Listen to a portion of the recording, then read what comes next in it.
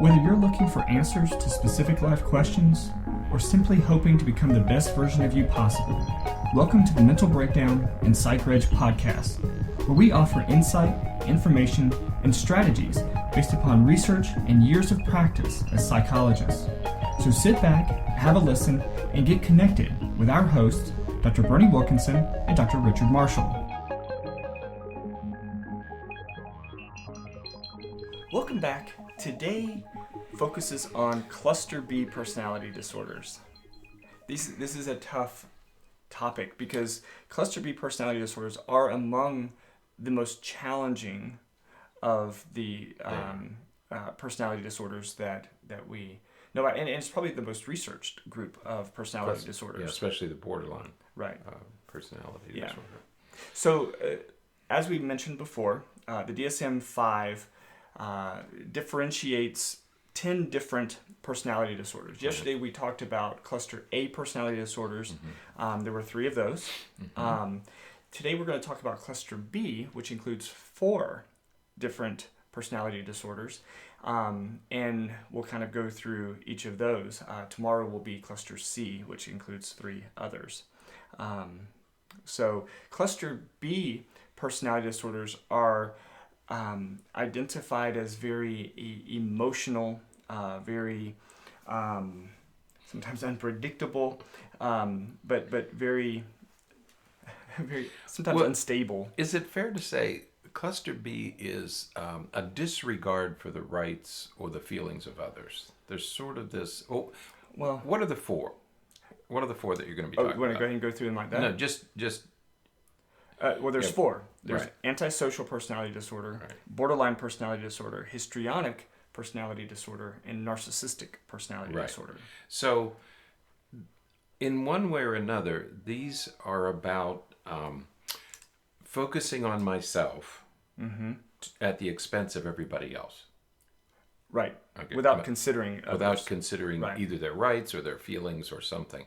So the overriding characteristic of the cluster B personality disorders are that I am either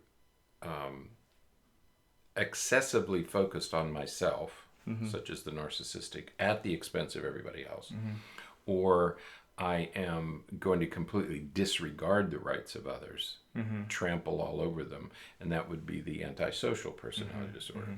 But the characteristic here is that you're so focused on yourself that you don't think about, consider the rights and feelings of other people. Right. Mm-hmm. Yeah. Is that fair? Yeah. Okay. So let's get into it. And they're very dramatic and very erratic and things. So let's get into them. Which one do you want to start with? But there's a histrionic. You're going to start with histrionic? It's probably the... You're going to say easy? I wasn't going to say easy because histrionic and narcissistic are the easiest to understand, I think. Okay. Yeah. Because those are all words that we use to describe somebody who has some of those behaviors, whether they have the personality disorder or not. But what I like about histrionic is that this is something everybody should know about because you're going to encounter people with histrionic personality disorder in your life. You already have. You already are. So yeah, let's start with that one. Okay. So histrionic personality disorder is a person who includes characteristics from a person who is very attention seeking. Right. So what you see and okay. And how do they do it? Wait, let me say this first because on Friday we're going to talk about the assessment of personality disorders because it's really, really, really, really important that you differentiate personality disorders from someone who, in this specific example, someone who has been traumatized that results in a change in behaviors, such as what we're going to talk about here in just a second. So there is a massive diagnostic differentiation that has to happen before you diagnose somebody with any personality disorder, especially any of these personality disorders. All right, so there's a little disclaimer.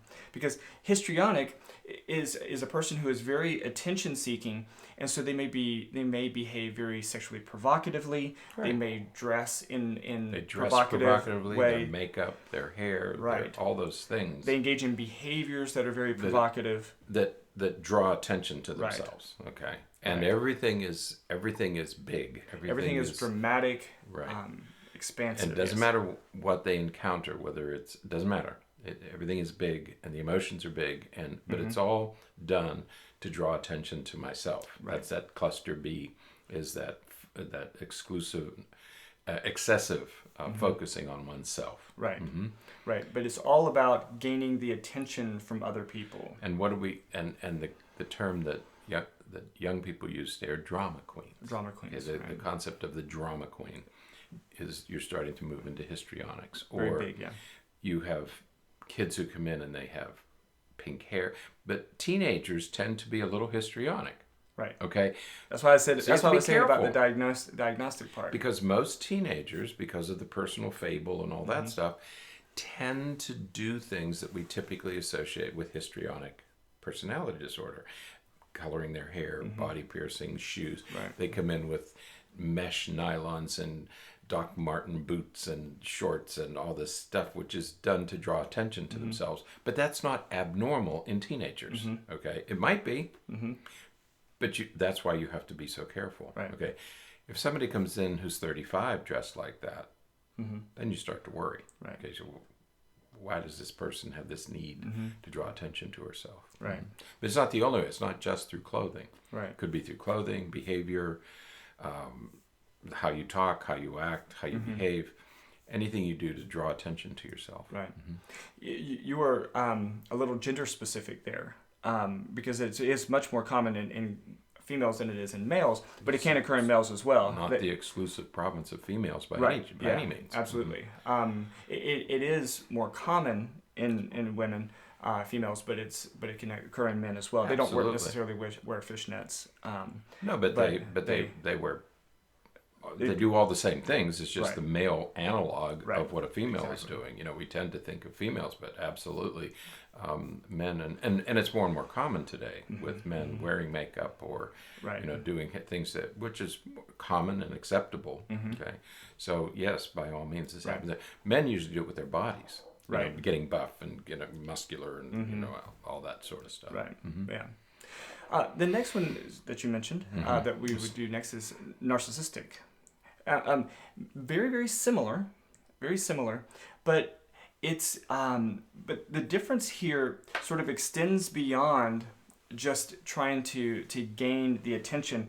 It's the perspective that they are in fact superior, that they are more important, that they are more qualified. And more entitled. That I'm entitled to this because I'm smarter than you, because I'm better looking than you, because I'm wealthier than you. But mainly it's these internal qualities, not just money and status. It's the internal of an intellect or beauty or decency, or I'm just superior. Right. I am just superior. I'm a superior being. Maybe I come from the Anunnaki or something, that I'm better than everybody else. Right. And because of that, they have a very difficult time empathizing with others. They have a tendency to sort of dismiss or negate the opinions and thoughts and feelings of other people. And so, they themselves, they see themselves as very important. And that acts out in lots of different ways in different settings. We've seen, I've seen individuals with narcissism, and what they would do and sometimes it's just very interesting, subtle things. Like, they will give me or anyone, any doctor that's working with them, give them permission to tell them, to give them advice. Right. And it's a very, again, very interesting subtle thing that if you're not really paying attention to, you could miss. Right. But it's sort of like, I'm going to go ahead and give you permission to give me some information because it's probably stuff that I already know. I'll let you talk, but I probably already know all this stuff. Right, right. Or sometimes it's not so subtle, and people will come in and they'll say, I'm smarter than the average bear, which is okay, that's nice. That's a not so subtle hint. Right. But you're right. There are others, even youngsters, even teenagers will come in. Even young preteens will come in, and they have been. It's as though they've been told that they're really smarter than everybody else, and nobody really understands them because they're so brilliant. And they come into your office with that attitude that you really can't tell me anything, and it's your fault, and it's somebody else's fault. I'm special. Oh, what was it? The about the kids with not X-Men. Was it X-Men? The movie? They had special powers, like they could move metal and. Well, there's a lot of those. Yeah. The guy was in the plastic room. Their leader, they put him in a plastic room because he had. Oh yeah, that was X-Men. Was that X-Men? That they have special powers. You're talking about Magneto. Yeah. Put him in a plastic room. Okay. Right. So those kids who had those special powers, and there are youngsters and teenagers who almost believe that they're that special, that they're somehow different. Yeah, it's not the magical like we had that we talked about with it's not fantasy. Schizotypal yesterday, but it's on the level of specialness. Right. Right. Yeah. And they have this sense of entitlement. They deserve to be treated better. They deserve your adoration. Right. Yeah. Now the next one I want to talk about is antisocial. Oh, okay. Because I want to. Well, you'll see why we skipped to go to use borderline last. But antisocial, there's something very important that we have to differentiate here, and that is when we think antisocial, we think against social. People come in oftentimes and say, I'm antisocial. And they'll describe themselves as being aloof and wanting to stay away from crowds. And which moves what we talked about yesterday with cluster A personality disorders, that's that. That is, and I would change the prefix from antisocial to asocial. Asocial. Asocial means that you are removed from social, that you you don't want to engage in social interactions, which is cluster A. That moves you to cluster A. Right. Antisocial means against social. And so what we have here is a person who will lie, manipulate, take advantage. They will break rules if they're able to break rules. Right. Anything that they can do to promote or advance or gain a higher status for themselves. That's right. Again, it's that overemphasis on myself, at the expense of other people. So if I have to, sad as it is, we have youngsters who will steal from their grandparents. 10, 12-year-old kids who want something, they'll steal money from their own grandparents. Right. That's antisocial behavior. Right. And so we have, there's a lot of, we think of a lot of problems, a lot of criminalistic behaviors that fall into the category of antisocial. But there's a lot of other behaviors that we celebrate sometimes that fall into the category of antisocial. And I'm sorry to say this for some that may be listening, but many of our CEOs and big businessmen and politicians sometimes may possess characteristics associated with antisocial. Because, if you think about what has to happen,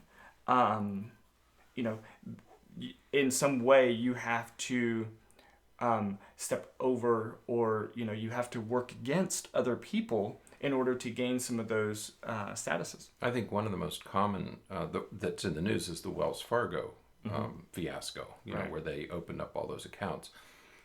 They didn't hurt anybody physically, but they went after them financially, and did things they shouldn't have done. So that's antisocial behavior. I'm going to do something that benefits me, and I'm going to do it at your expense, and I don't care that I'm doing it at your expense. Yeah, yeah. So it's it's you. Many times you have to hurt other people. If you want to, or you feel people who have this. Well, let's be honest. If you're going to succeed in business, there are going to be times where you're going to have to hurt other people financially, sometimes emotionally. No, you're not talking about you have to. You're talking about if a person has. Right. Okay. Right. No, you're just saying, well, if you're in business, you're going to have to hurt people. Well, you don't mean.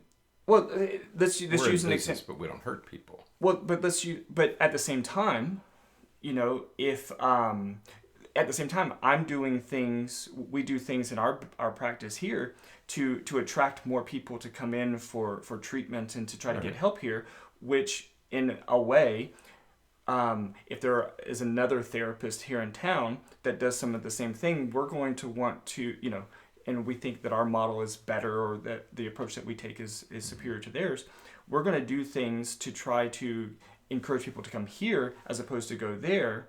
And if they do that, then it's going to potentially harm their business by them coming here. So in a way, and that's what I mean by there's these subtle pieces that are antisocial in nature.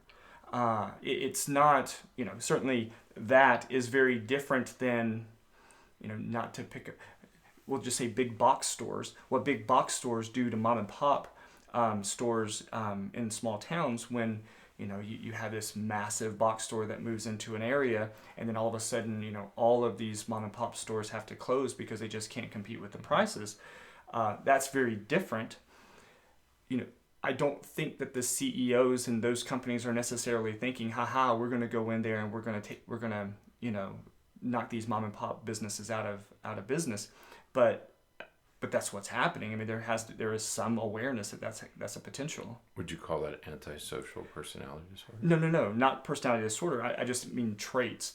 That's when we get into personality disorders, it's that at an exaggerated extent. I don't think that anything we do here is antisocial. No. I don't think it's. I'm not articulating it very well. It's here's if there's a spectrum. We talked about spectrums. If a big box store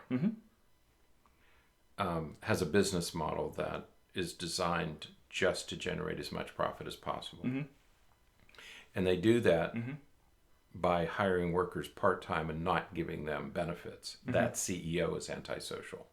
Right. That's designed specifically to deny them what they're entitled to so that his bottom line looks better. Right. Okay. What we're doing is not antisocial. Right. No, and I hope it didn't. But the CEO example is a good one. Right. Because there are CEOs who will at least deny the rights of others, ignore the rights of others, not do what's right for their workers in order to increase their bottom line. Right. And I hope it didn't come across as though it sounded like I was saying that we're antisocial.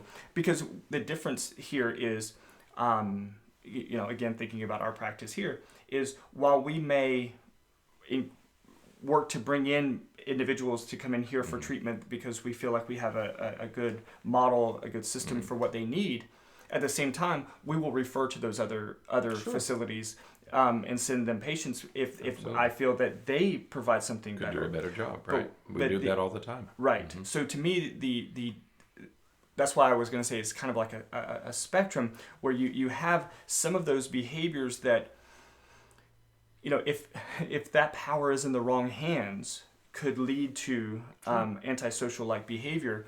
But you have to, make sure that it doesn't get that exaggerated. You have to think about what the focus is of what you're doing. And the shorthand that we always use, or most of us use, is our prisons are full of people with antisocial personality disorder. That's who ends up there. Typically are people who, if they're really guilty. Yeah. Okay. Some crimes. Right. Right.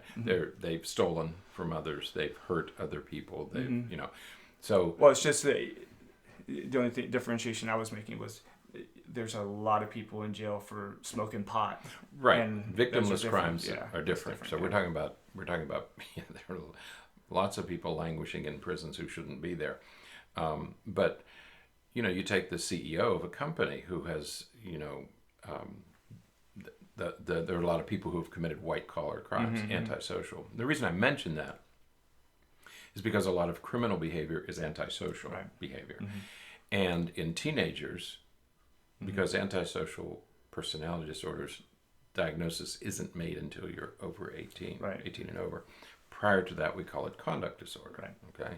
And so, but how do you know conduct disorder? Conduct disorder is you've broken the law. Right. Typically, Mm-hmm. I mean, you've done something illegal, right. blatantly illegal, in defiance of the law. Right. Okay. So that's the conduct disorder, which at 18 becomes antisocial personality disorder. Right. Right. So we typically associate it with criminal right. behavior. Right. Right. Now the last diagnosis here, and this one could have its own. You could have your own podcast completely on borderline. Yeah, when you go through these websites, they're brief explanations, and then you get the borderline. Yeah. And then it really expands. Pages. It explodes into pages. The reason I say borderline for last is because borderline, the person with borderline has characteristics of all of the others that we've talked about. Do me a favor. Mm-hmm. Why borderline? There are people couple of, always ask that. Yeah. What does borderline mean? There are a couple of different reasons for that, and I've read different reports in different places. Right. One is that it's sort of the borderline between antisocial and histrionic. Let me think about that.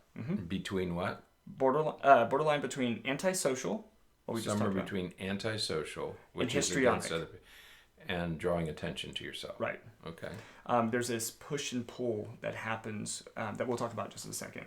The other explanation of the use of borderline that I've heard is that many times individuals with borderline personality disorder, their symptoms are so severe that they are borderline psychopathology. That's the one that I usually associate with it. Right. Is there somewhere between in psychology or psychiatry we talk about mood disorders and thought disorders. Okay, typically we have those two large groups. This is borderline is the borderline between these two things. A little bit of this or a little bit of this, and it depends which way it moves, whether it's a mood disorder or a thought disorder. Right. Yeah. Okay. So borderline, again, this is going to be very abbreviated because this could be a lengthy discussion. We could do a whole course on borderline. Just saying. I know what you're thinking. I have an idea. I know. But people with borderline tend to have difficulty with feelings of abandonment.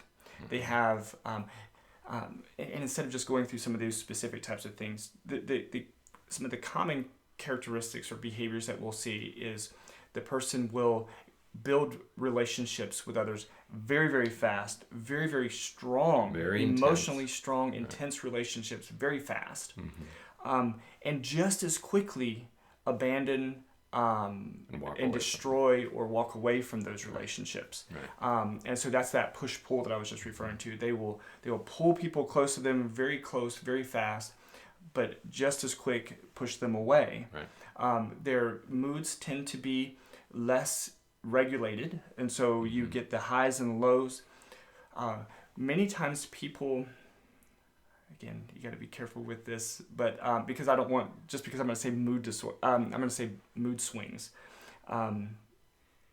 We'll talk more about this on Friday. Bipolar. That's a mood disorder. Right. Okay. So. But you'll see mood swings, and a person will come in and say, "Well, I have mood swings," and tell me about your mood swings. Well, I can go from happy to angry to sad to happy, all like in the course of an hour, depending on what's happening. And they'll think that that's bipolar disorder. Right. It's not bipolar disorder. It's along the lines of what we think about with emotional dysregulation in borderline personality disorder. Right. And again, just because you had that doesn't mean that you have borderline. But that's the type of mood variability that we see with bipolar or borderline personality disorder. Right. They don't regulate their mood well.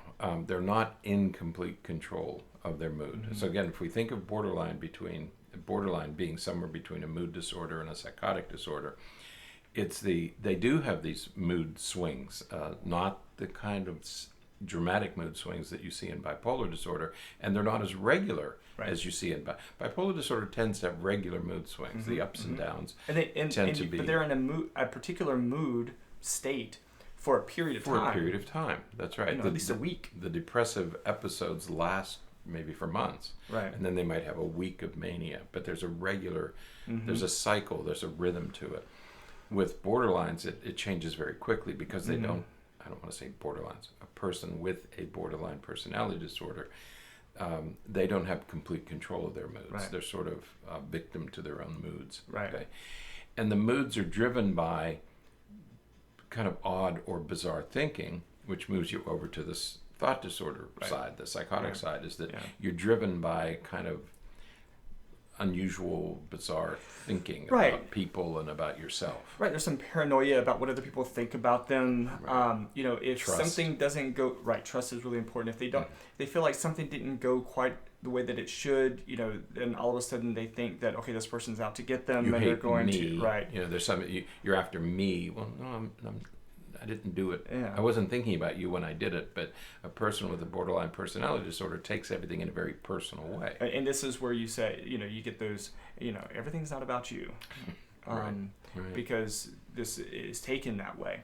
Mm-hmm. The really concerning thing with borderline personality disorder is the risk for self-harm, suicidal ideation. There's a lot of concern and worry about that. So, and also homicidal ideation. Right. Because if I feel that you're after me, might consider a preemptive strike and hurt you either legally or financially or even physically. I may attack you on social media because I think that you're somehow disrespecting me or you're somehow criticizing me. And because I have a weak ego structure, I tend to become aggressive, either against myself, self-harm, or I attack another, which is aggression toward others. Right. So cluster B personality disorders are very challenging. Very difficult. The treatment, difficult which we'll talk about on Saturday, is very difficult. Right. But these can be very serious diagnoses that have major implications. So we'll talk more about the assessment and treatment later this week. All right, that's it. All right, that's all for today then. Until next time, stay happy, stay healthy, and don't forget to be afraid. Thanks for sharing this episode of the Mental Breakdown and Psychreg podcast. Be sure to check out the show notes for links to follow us on Twitter and subscribe to our YouTube channel, where you will find all of our previous podcasts and much more. We would be honored if you would become a patron through patreon.com, where any donation you can manage will go to the development and creation of more content. Just visit patreon.com/thementalbreakdown for more information. Thanks again for listening. Have an awesome day, and we look forward to being back in your feed tomorrow morning.